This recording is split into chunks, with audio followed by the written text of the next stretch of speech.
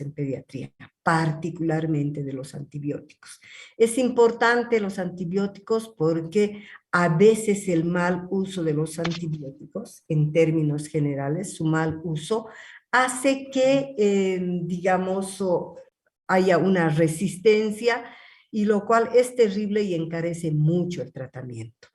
Les diré que antes, una década atrás por lo menos, se invertía a nivel mundial, las transnacionales invertían mucho dinero en la investigación de nuevos antibióticos a causa de esta resistencia.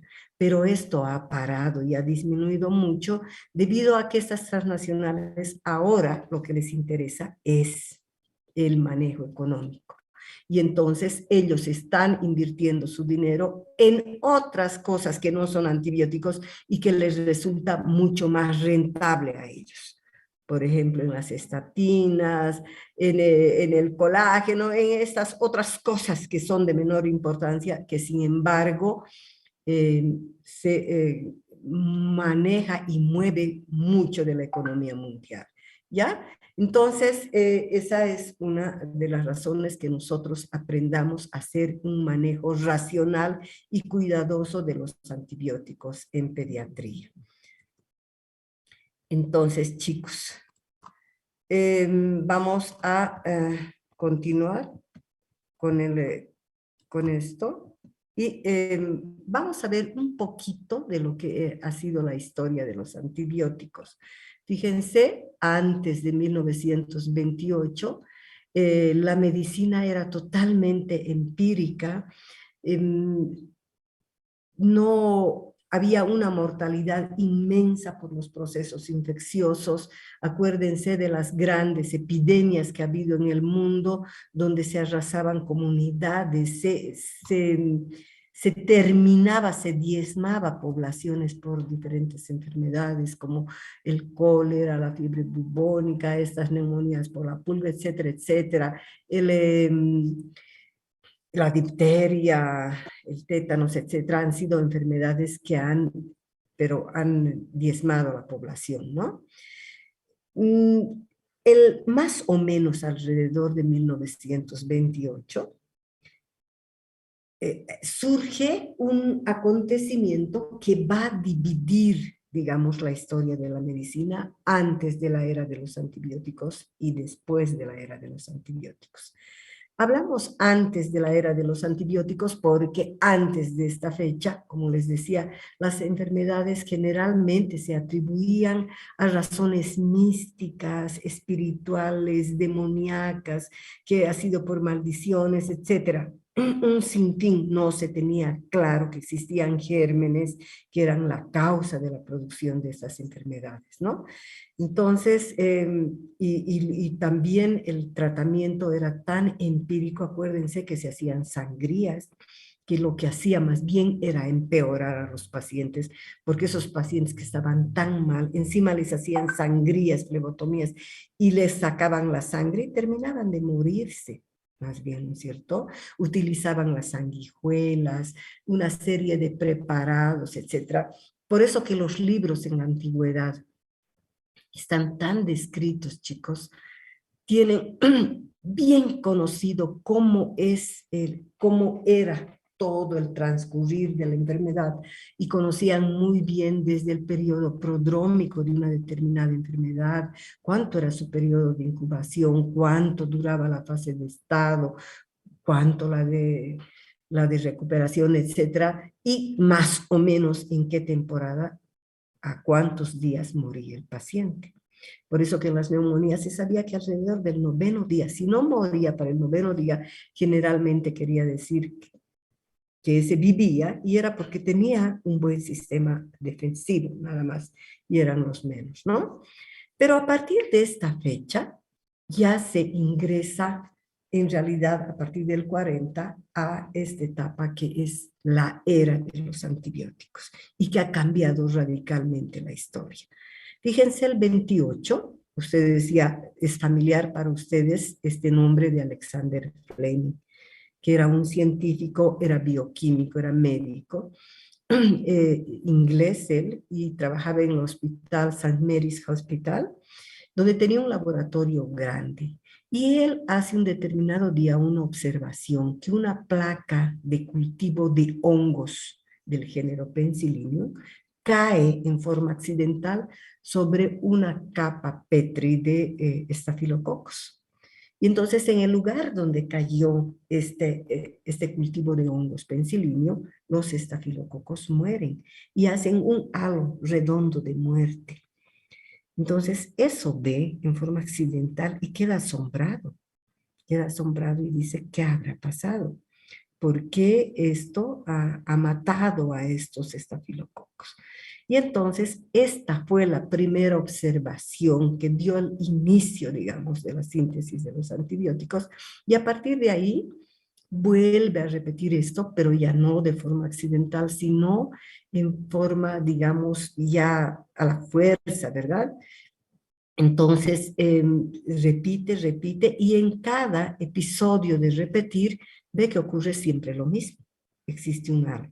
Entonces, ha sido una observación tan importante. Y fíjense cuánto tiempo pasa, queridos, desde el 28 hasta el 40, donde logran aislar completamente de este grupo de órganos de Penicillium, de estos hongos, sus discípulos ya de Fleming, Florey y Chain, que logran introducir la penicilina en ratones infectados con infecciones.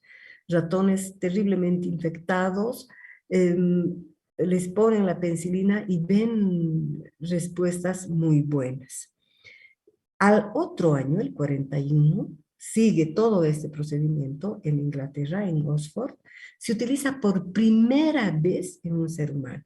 Y es un policía que en ese momento tenía una septicemia por estreptococo. Y en esa época, tener un proceso infeccioso, tener septicemia 100% mortal. No había uno solo que se salvara de la septicemia. Entonces, acuérdense que el estreptococo produce una serie de secreción purulenta con costras mielicéricas, ¿se acuerdan lo que han estudiado? Costras mielicéricas, y con un ataque sistémico en todo el cuerpo, porque era una septicemia. Entonces, utilizan en este policía, y la respuesta, pero es súper espectacular. Hay una mejoría franca de la noche a la mañana, baja la fiebre, desaparece todo el malestar, todas estas situaciones, pero lamentablemente la cantidad de penicilina que tenían en ese entonces era nada. Entonces terminan muy rápidamente al segundo o tercer día y ya no tenían más. Y entonces empieza a decaer nuevamente el policía este que estaba tan francamente mejorado. Y entonces en ese intento y desesperación buscan los fluidos corporales, en qué fluidos se encuentra mayor cantidad. Y encuentran que en la orina, el tracto urinario, nosotros sabemos que la penicilina se elimina por orina, ¿verdad? Y entonces se encuentran la mayor concentración a ese nivel cuando se esté eliminando la penicilina. Y dice la historia que aún de acá logran sacar algo de penicilina. Logran sacar, pero es tan escasa cantidad, tan escasa que no alcanza. Y el paciente muere nomás, muere. Entonces, esta fue la primera observación en humanos. Ven cómo la respuesta era tan buena, pero por falta de medicina el paciente llega a fallecer. Pero donde ha sido ampliamente utilizada ha sido durante la Segunda Guerra Mundial. No sé si alguno de ustedes sabe cuándo ha empezado la Segunda Guerra Mundial y hasta cuándo, chicos. ¿Alguien sabe? Chicos. 1939 a 1945. Muy bien, querida, muy bien. Eso es parte de la cultura de las personas. La Segunda Guerra Mundial ha empezado el 39 y ha concluido el 45. Entonces, en esta época, fíjense, es la década del 40. Y por eso se habla que la era del antibiótico empieza en la década del 40.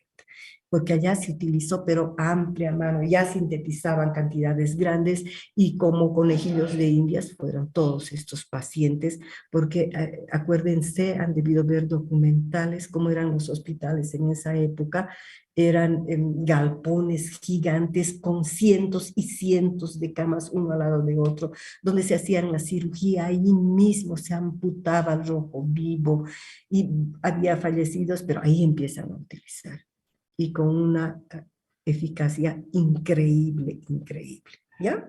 Entonces, a partir de ahí ya se produce a gran escala y entramos a una nueva época en la cual nosotros nos encontramos, que ya es la era de los antibióticos, ¿ya? Vamos a ver un poquito, una revisión rapidita, rapidita, porque todo esto ya lo han estudiado en farmacología. ¿Qué es un antibiótico? Es una sustancia química de origen natural, sintético o semisintético, que en escasa cantidad, poca concentración, es capaz de producir la muerte de las bacterias o por lo menos inhibir el crecimiento bacteriano. Y cuando se inhibe, se baja tanto la población de las bacterias, se evita la enfermedad. Hay una serie de situaciones más sobre el antibiótico ideal que se deben acordar, que no debe ser tóxico, que debe ser económico, que debe ser accesible, que no produzca efectos secundarios, etcétera, un sinfín de cosas, ¿verdad?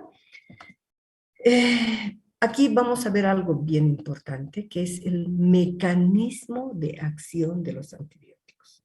¿Cuál es el mecanismo de acción de los antibióticos? ¿Cómo actúan los antibióticos frente a las bacterias? Y aquí vamos a ver que existen 4 mecanismos bien conocidos. Se están estudiando una serie de otros mecanismos que no se los tiene muy claro, pero estos 4 sí se los reconocen muy claramente.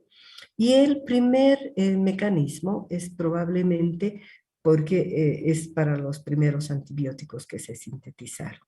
Ese primer mecanismo es la inhibición de la síntesis de la pared celular. Acuérdense que las bacterias son organismos en su mayoría unicelulares, que son como una célula de verdad que ustedes ya conocen, que tienen, digamos, un núcleo, tienen un citoplasma, tienen organelas presentes, tienen su membrana citoplasmática que contiene todo esto, pero las bacterias, chicos, las bacterias, aparte de esta membrana citoplasmática, tienen una costra que rodea, que es la pared celular. Y estas generalmente son rugosas, están formadas por polisacáridos, etcétera, ¿no? Proteínas. Entonces, ¿qué hace este primer grupo? Inhibe la síntesis de esta pared celular. Por lo tanto, si se inhibe esto, el antibiótico penetra bien a la bacteria y mata. ¿Quiénes actúan así? Las penicilinas, que fueron los primeros antibióticos en sintetizarse, las cefalosporinas y los antibióticos glucopeptídicos, estos 3 grupos. Un segundo mecanismo de acción es la inhibición de la síntesis proteica. Es decir, ¿qué hace el antibiótico en este caso? Inhibe la síntesis inhibe esta síntesis proteica en el lugar donde se fijan los ribosomas. Y el lugar clásico es el ribosoma 30 y 50S. Ahí, clásicamente, no se inhiben estas zonas. Y quienes actúan así, los aminoglucósidos, las tetraciclinas, el cloranfenicol y los macrólidos. ¿Cuál es el mecanismo de acción de los antibióticos? Continuamos. El número 3. Ya hemos visto 2. El número 3 es inhibición de los ácidos nucleicos. Es decir, el antibiótico inhibe la síntesis de ácido desoxirribonucleico y el ácido ribonucleico, el ADN y ARN, en la bacteria, ¿no? Entonces, si inhibe, no puede vivir, pues. Entonces, quienes actúan así serían las quinolonas, la rifampicina y los antifolatos. Estos actúan así.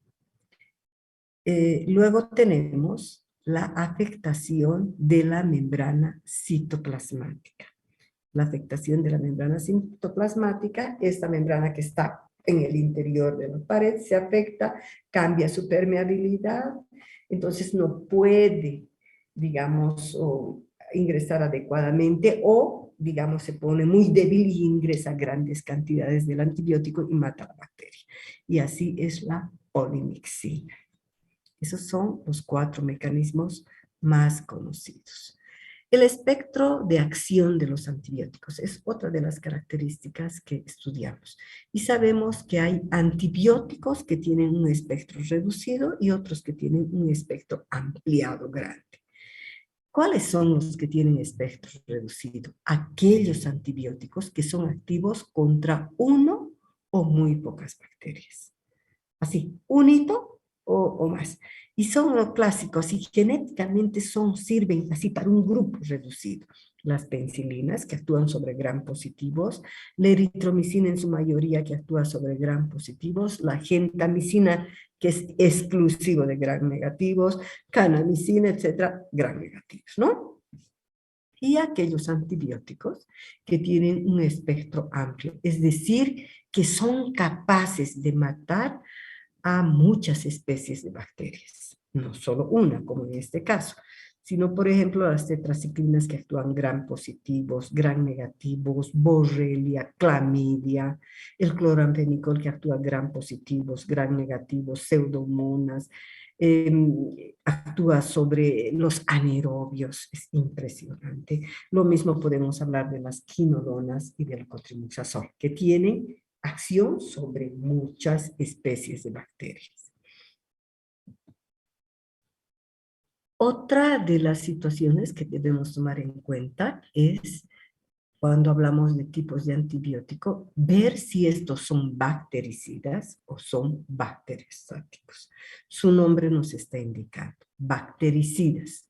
Quiere decir que son capaces de matar a la bacteria, de fulminarla, ¿ya? Producen muerte bacteriana y, por ejemplo, son las penicilinas bactericidas por excelencia, los aminoglucósidos en general son por excelencia, y los bacteriostáticos son aquellos que no matan, solo disminuyen la población a su mínima expresión. Y entonces, con esto, no producen la enfermedad, ¿ya? Y entonces, así actúa el cloramphenicol y la eritromicina. Pero yo les pregunto, ¿para qué sirve conocer este antibiótico es bactericida o este es bacteriostático? ¿Para qué sirve esto? ¿Alguien me puede decir? ¿Alguien se acuerda? Sirve para la asociación de medicamentos. Acuérdense que en pacientes graves o en pacientes que están en la terapia no se necesita un solo medicamento. A veces reciben 2, 3 antibióticos diferentes y hasta más, ¿verdad? Y entonces aquí es importante saber qué asociamos, queridos. Por ejemplo, la mejor unión es 2 bactericidas, porque cuando yo junto 2 bactericidas, su potencia de la sumación de estos, pero se triplica, cuadriplica, aumenta mucho. Si, por ejemplo, una buena acción, por ejemplo, una buena combinación es asociar penicilina para gram positivos y gentamicina para gram negativos. Si cada uno tuviera una potencia de 2, por decir cualquier cosa, 2 más 2 son 4, si yo sumo, porque le estoy dando los 2. Pero en vez de ser 4, es 5 o 6. Entonces se sinergiza, hay mayor potencia de acción, ¿ya? En cambio, si asocio un bactericida con un bacteriostático, no ocurre esto, porque este otro solo me disminuye en la población, nada más, no me está fulminando, ¿ya? Está claro esto, ¿no? Sí, doctora. Ya. La resistencia a los antibióticos. Cuando hablo de resistencia de los antibióticos, estoy hablando de un proceso grave, chicos, de un proceso actual que está aconteciendo en la actualidad y que está siendo generalmente producto de la mala formación de los médicos, del mal uso de los antibióticos, cuando digo mal uso, del tiempo inadecuado, de la cantidad, de la mala dosificación, etcétera. ¿Ya? Y esto está produciendo que gran cantidad de bacterias se hagan resistentes a muy buenos antibióticos. Entonces, la resistencia en términos generales, chicos, es una especie de, una estrategia de sobrevivencia de la bacteria. ¿Se dan cuenta? Es cómo la bacteria, qué cosas hace para salvarse de morir por el antibiótico. ¿Ya? Entonces, ¿cómo defino a la resistencia? Dice, si un antibiótico no es efectivo frente a una bacteria, no sirve para matar a la bacteria, se dice que la bacteria es resistente a ese antibiótico. ¿Sí? Cuando no actúa sobre ellas, es resistente la bacteria. Y nosotros vamos a reconocer dos tipos de resistencia. Una resistencia intrínseca, que de por sí es parte de la bacteria misma, es per se, ¿ya? Y otra adquirida. Y si es adquirida es porque se la adquiere debido al uso de algún antibiótico. Entonces, esta resistencia intrínseca es propia de cada especie bacteriana. Ejemplo, las pseudomonas genéticamente son resistentes naturalmente a la penicilina. Puedo darle turriles de penicilina a esta y no pasa nada, no mata a la pseudomona, ¿ya? No le hace nada. Entonces, naturalmente es resistente. Eso está inscrito en sus genes. Y la resistencia adquirida, cuando se habla de esta, cuando inicialmente, o sea, las bacterias previamente fueron sensibles para un antibiótico y luego se vuelven resistentes a este antibiótico después de su uso. Inicialmente morían con ese antibiótico, pero después de tanto uso o de mal uso, se vuelven y ya no les hace nada, ya no mueren, ¿ya? Esa es la adquirida. Vamos a ver algunos mecanismos bioquímicos de la resistencia adquirida, que es la frecuente, que es la que nos preocupa, es la que debemos evitar, queridos, y este es el objetivo de que hagamos una buena revisión de los antibióticos. Entonces, ¿qué mecanismos hay que son capaces de producir esta resistencia adquirida? Una de ellas es la producción de enzimas. Estas enzimas inactivan al fármaco y son las beta-lactamasas. Acuérdense, al iniciar el tema hemos hablado que los estafilococos morían con la penicilina. Así observó Fleming, ¿verdad? Pero muy rápidamente, muy rapidito al inicio del uso de los antibióticos, los estafilococos empezaron a defenderse contra la penicilina. ¿Y qué hicieron? Empezaron a producir unas enzimas, las beta-lactamasas, que estas destruyen a la penicilina. Y por lo tanto, con eso hacían que la penicilina no les haga nada, porque la destruía. ¿Ya? Entonces, ese fue uno de los mecanismos más antiguos que agarraron las bacterias para defenderse. Otro mecanismo es la alteración del lugar de fijación del fármaco en la bacteria.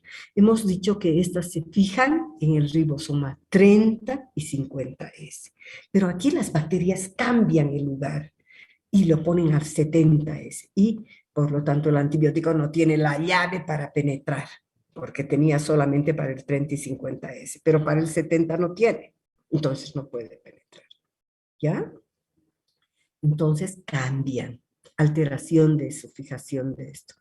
Otro mecanismo, reducción en la captación y acumulación del fármaco debido a que la membrana se pone impermeable al antibiótico.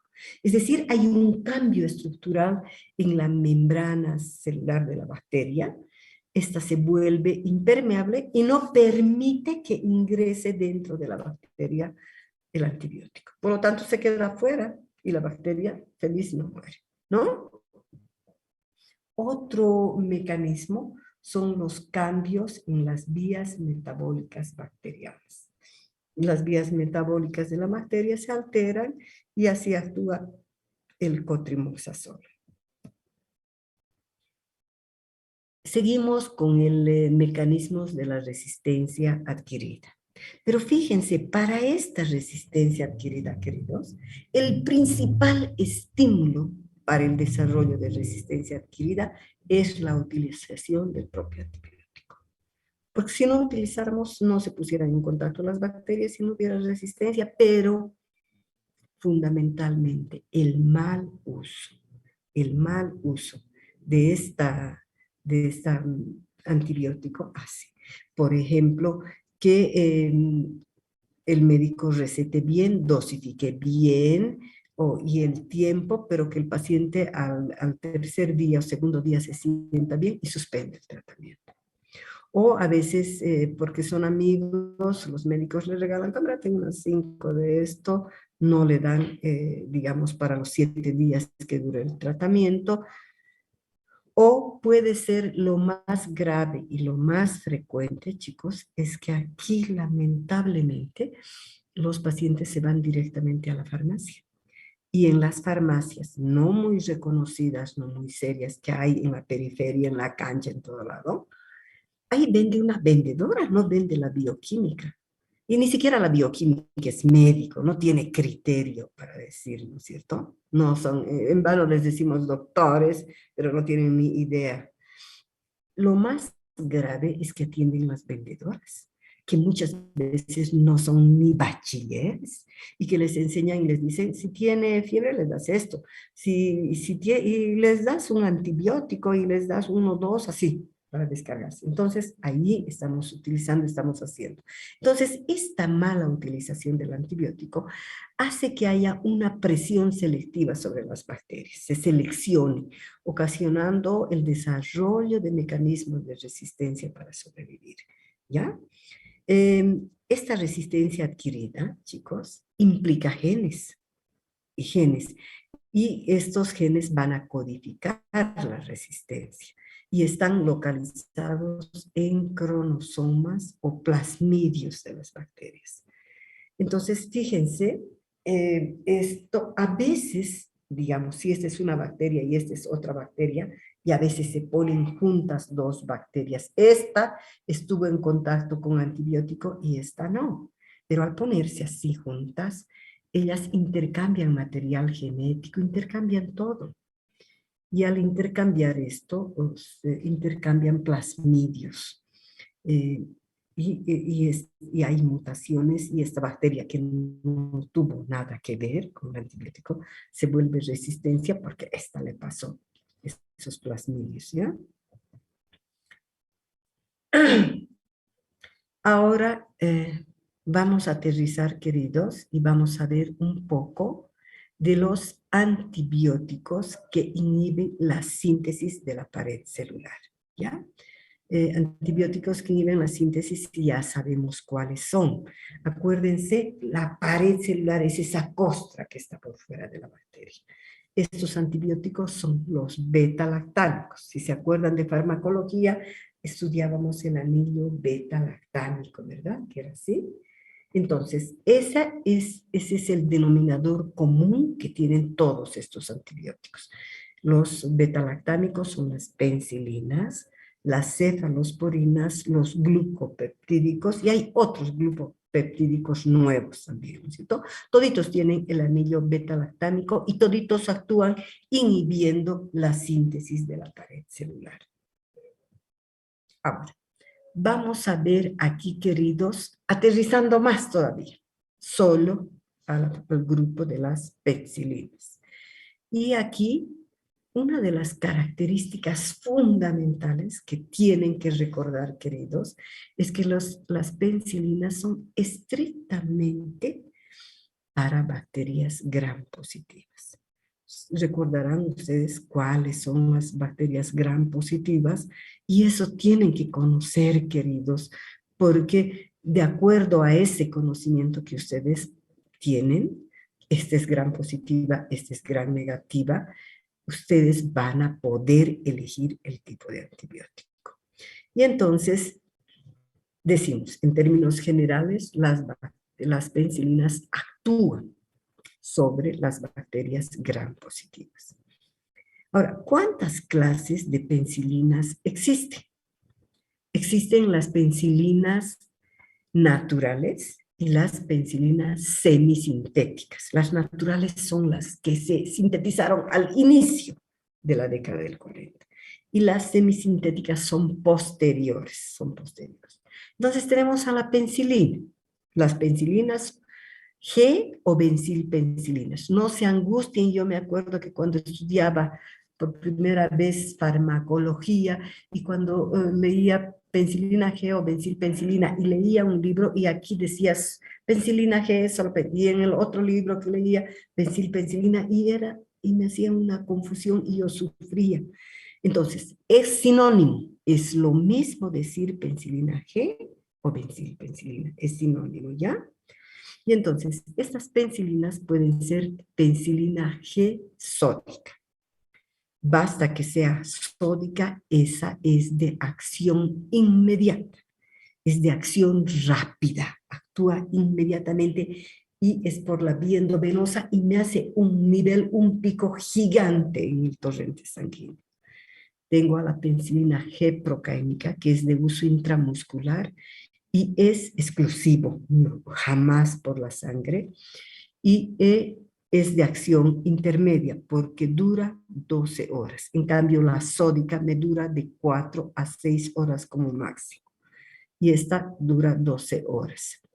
Y la penicilina G benzatínica es de acción retardada, porque esta se acumula en el músculo, en el glúteo, y de ahí se larga de a poquitito, ¿ya? Por eso su tiempo de acción de esta es de 20 a 28 días.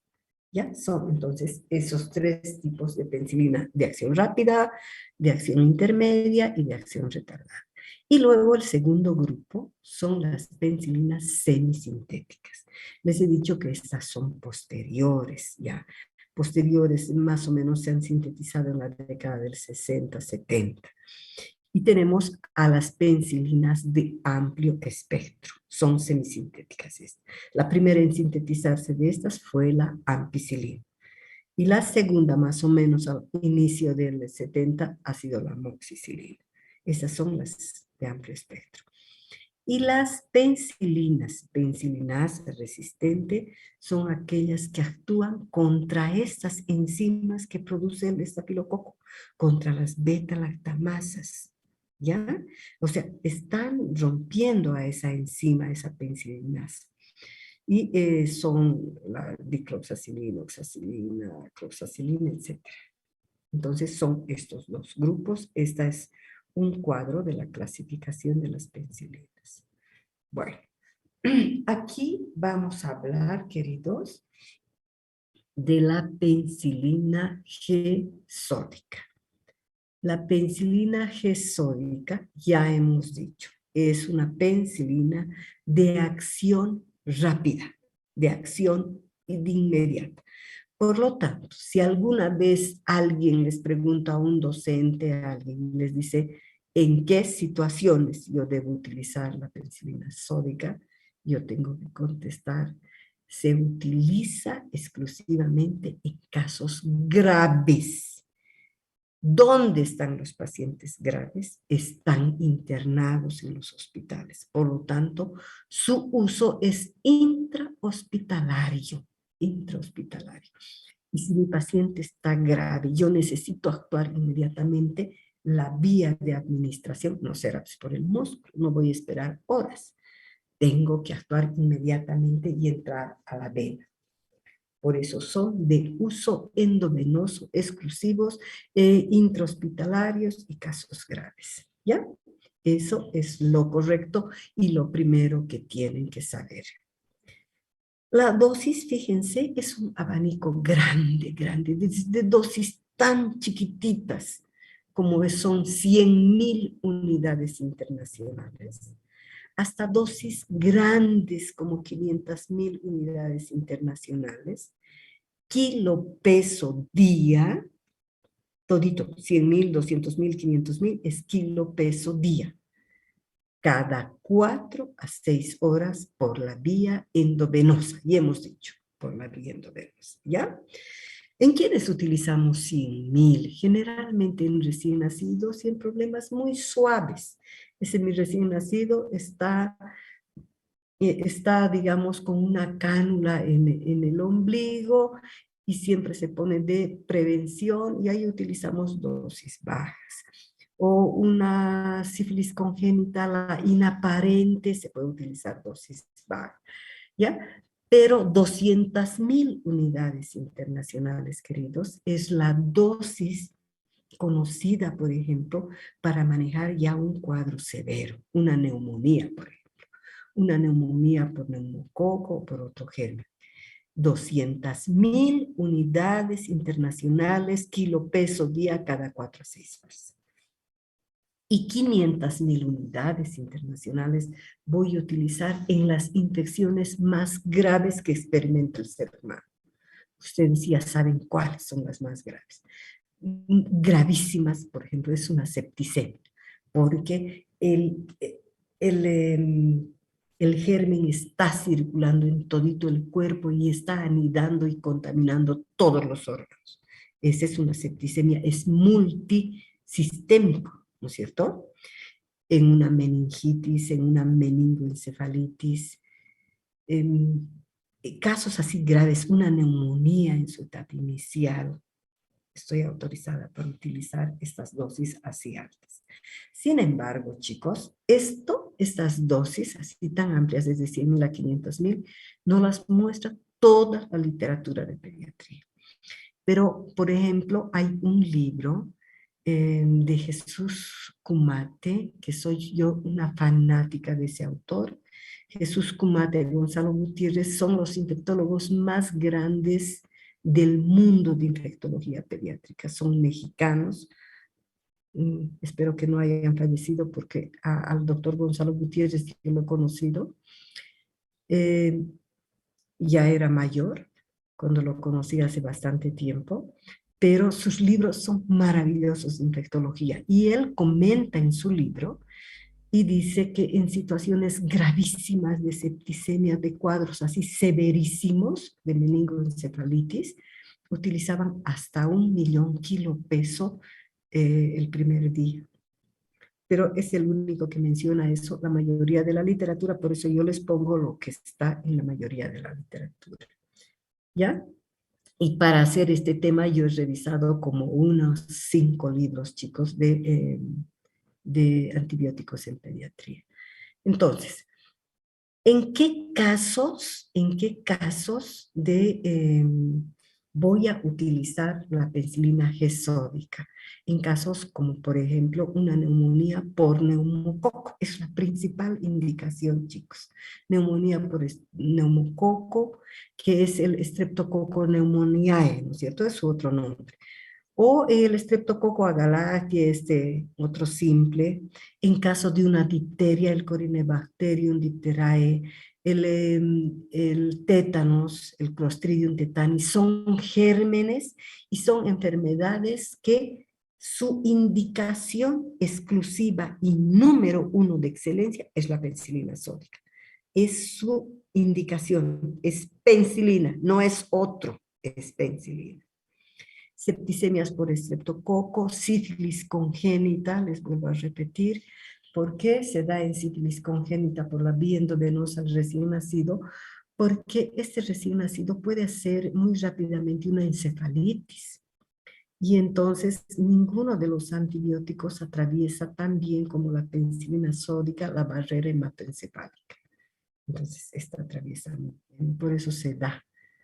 Meningitis por meningococo, estas son las indicaciones más importantes de la penicilina sódica. Y su presentación, queridos, viene en frascos ampollas desde 500.000 unidades internacionales, que es raro encontrar porque es medio millón, eso quiere decir medio millón. Es raro encontrar y es más caro. Y lo que es frecuente encontrar, queridos, es de 1.000.000, de 2 millones, de 5, de 10 y de 20 millones. especialmente 1 millón, 5 millones es pan de cada día, en todas las farmacias se vamos a encontrar. Entonces, la dosis dependerá del estadio grave del paciente, de qué enfermedad estoy haciendo, ya les he explicado eso, ¿verdad? Ahora, para que tengan algo que no está en los libros que ustedes van a revisar, chicos, aunque lean, no van a encontrar. Es lo siguiente, pero que yo quiero decirles, porque he leído en otros lados, cuando diluimos el polvo de la penicilina, sea de 1 millón, de 5 millones, de cualquiera, viene en polvo, ¿verdad? Y dependiendo de la dosis, se diluye la de 1 millón con 5 ml. Generalmente la más grande con 10 ml, las grandotas, ¿no? Pero si digamos, yo he diluido una vez reconstituido y se vuelve líquido, ¿no es cierto? Diluyo y se vuelve agüita. Entonces, una vez diluida, la potencia, no se vuelve tóxico, sino la potencia baja rápidamente en cuestión de horas, rápidamente, en cuestión de horas. Por eso que se dice que no, el médico que sabe bien, que no se debe utilizar para las siguientes 6 horas. Lo mismo, diluir, no puedes guardar como la gentamicina, porque esta es estable, no baja su potencia, pero esta sí, baja así. Entonces, si mi paciente está grave, yo tengo que tratar de salvar la vida y además es mi prestigio, ¿no es cierto? Entonces, yo debo tratar de abrir un nuevo frasco para cada dosis que voy a dar. Y a ver, les he estado poniendo el ejemplo más simple siempre para que hagan rapidito en la cabeza, porque ustedes sí están acostumbradas a las calculadoras. Si tengo un niñito, por ejemplo, de 10 kilos, por eso les estoy dando la cifra fácil, que tiene neumonía por neumococo, ¿cuánto voy a dar en 24 horas? Rapidito. Chicos, 2 millones, doctora. muy bien. ¿Cómo has sacado, Sergio? Multiplicando por 10, los 200.000. Muy bien. Entonces, esa es la forma. Multiplico la dosis, 200.000 unidades internacionales por 10 y me sale 2 millones. ¿Ya? Y si voy a darle cada 6 horas, ¿en cuánto voy a dividir? En Puede 4. contestarme cualquiera. Parece que el Sergio es el único que piensa. En 4, porque el día tiene 24 horas. Si voy a dar cada 6 horas, 6 por 4 es 24, ¿verdad? Y entonces, ¿cuánto me toca? 500.000 unidades. 500.000 unidades, ¿no es cierto? Entonces yo voy a decir diluir la ampolla en las órdenes médicas de 1 millón en 5 ml, etcétera, y dar 500.000 unidades, pero incluso tengo que ser más preciso porque ¿cuántos ml voy a dar? ¿No es cierto? Entonces, si estoy diluyendo en 5 ml, ¿cuánto debería dar? Si tiene 1 millón. Y yo necesito... 2.5, doctora. ¿Qué? 2.5 ml. Eso, muy bien, 2.5, porque el millón tiene 5 ml y yo necesito 500.000 dar. Entonces me va a sobrar 2.5 ml. 2.5 ml cada 6 horas, digamos, y me está sobrando 2.5. Esos 2.5 que me sobran, lo boto al basurero, queridos, para que no me tiente. Lo boto. Y la siguiente, a las 6 horas, vuelvo a preparar otro. ¿Ya? ¿Entendido? Esa es la razón por la que no se debe hacer, porque la potencia baja así. La otra cosa que no está acá, pero que anoten ustedes, es un error, chicos, es que cuando utilizo en recién nacidos, los primeros 8 a 10 días, algunos dicen desde 7 a 10 días, se debe dar cada 12 horas. ¿Por qué? Porque el recién nacido no tiene la misma maduración que un niño grande o un adulto de su sistema urinario.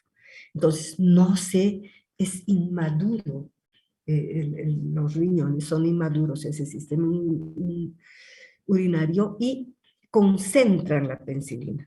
Y difícilmente, recién a las 12 horas se están deshaciendo del antibiótico. Por lo tanto, yo no puedo dar estos primeros días, de 7 a 10 días, no puedo dar cada 6 horas, doy cada 12 horas, ¿ya? Esa es la otra cosa, les estoy diciendo. Bueno, son algunas cosas que no siempre uno las encuentra, pero son muy importantes. La penicilina procáinica, hasta aquí esto más vamos a avanzar, mis queridos. La penicilina procáinica, queridos, es de acción intermedia. Ya hemos dicho que actúa cada 12 horas y exclusivamente por la vía intramuscular. Toda la literatura desde hace unos 20 años atrás dice poco utilizada. La mayoría de los países ya la han sacado la penicilina procáinica. ¿Por qué? Porque fíjense, como es cada 12 horas, imagínense ese bebecito con ese potito tan chiquitito que tiene, ponerle inyección cada 12 horas durante 8 a 10 días, es una barbaridad. No hay potito que lo aguante, ¿no? Y ni en adultos se puede. Ha habido épocas, chicos, donde había, que eso estaba refrendado por la literatura, habían protocolos donde decían, y es válido todavía esto, si uno se encuentra en el quinto infierno en el campo, donde tu niño va a llegar en 4 horas, tiene que viajar, tiene, etcétera, no va a ir de inmediato y está con una neumonía, por ejemplo. Tú no lo puedes despachar así. Le pones una dosis de penicilina procáinica, ya va a estar actuando hasta que llegue, ¿no es cierto? Entonces, eran protocolos así, le pone usted la primera y manda. Y yo creo que es un buen protocolo eso para esas circunstancias, para esas circunstancias. La dosis es de 30.000 a 50.000 unidades internacionales, kilopeso día, cada 12 horas vía intramuscular. Y la presentación frasco ampolla de 400.000 a 800.000 unidades internacionales y sus indicaciones ambulatorio. Ya no tiene indicaciones, ya no. Todos los médicos bien antiguos, los abuelitos, ya todavía alguna vez han utilizado para iniciar tratamientos, etc. ¿Ya? Mis queridos, hasta aquí.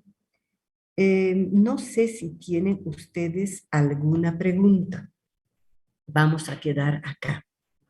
Y ya pueden terminar la grabación. Díganme si tienen alguna duda, alguna pregunta.